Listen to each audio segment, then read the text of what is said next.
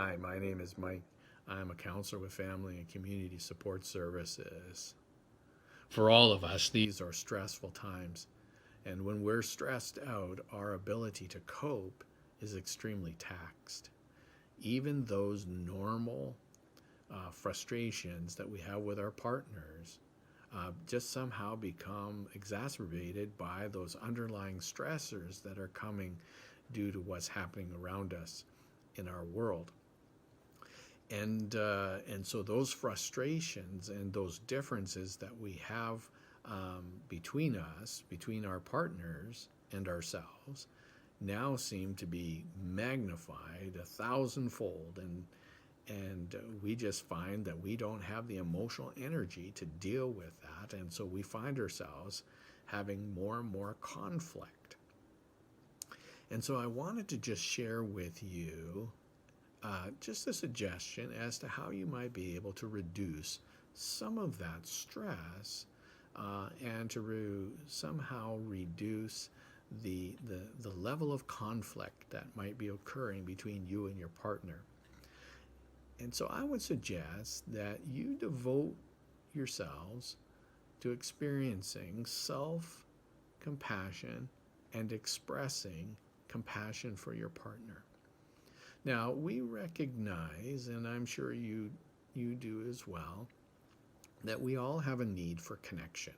We need to be able to spend time together to have that sense of belonging and feeling loved and valued and appreciated.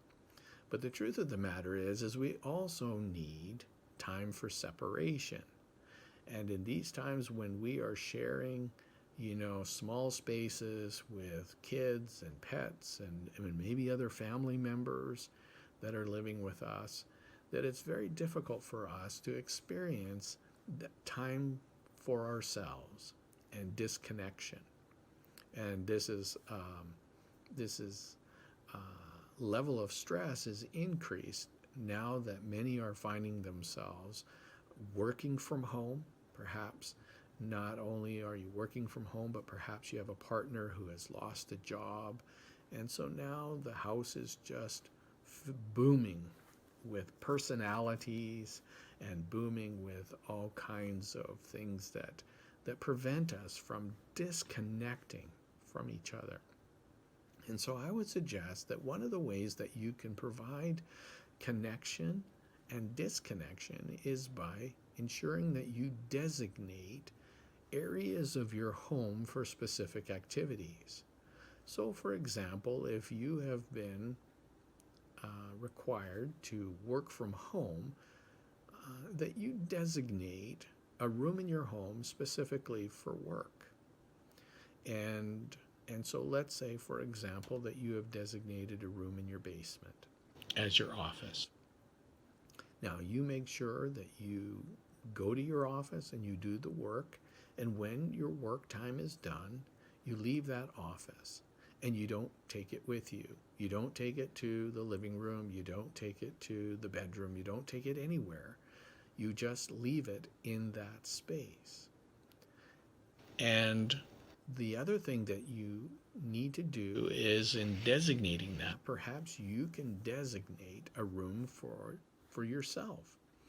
A room where you can go and you can read, perhaps maybe listen to music, or perhaps do something that just enables you to be able to spend time by yourself.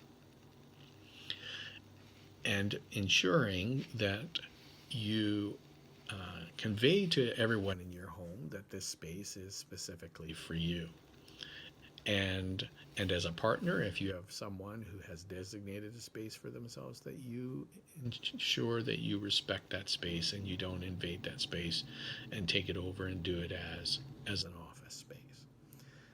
And so by giving each other the mutual respect and expressing compassion to yourself and to your partner, you will find that in time that you're not as stressed, and that your ability to handle the stresses and the conflicts that become easier and easier. And so if you have any other questions or concerns regarding dealing with the stress of this pandemic, I would suggest that you contact Family and Community Support Services at 587-370-3728. Be more than happy to have a conversation with you regarding the stresses.